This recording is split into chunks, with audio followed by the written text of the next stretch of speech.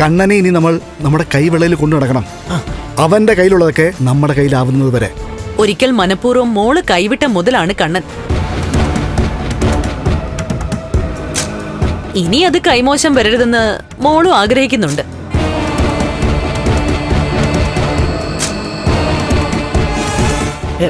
എന്നാ പിന്നെ ഞങ്ങള് പോയി അവനെ ഒന്ന് കാണട്ടെ. വേലിയെ കിടന്ന പാമ്പിനെയാണ് അവനെടുത്ത് കഴുത്തലിട്ടത്. ഇനി എന്തായാലും അവളെ കുടഞ്ഞു കളഞ്ഞ സ്ഥിതിക്ക് അവള് വീണ്ടും അവനെ ചുറ്റി വരിയാൻ പാടില്ല. എടാ പ്രതാപ, ലക്ഷ്മി അവന്റെ ജീവിതത്തിൽ നിന്ന് പോയതിനു ശേഷം നമ്മൾ ഇതുവരെ അവനെ കണ്ടിട്ടില്ലല്ലോ.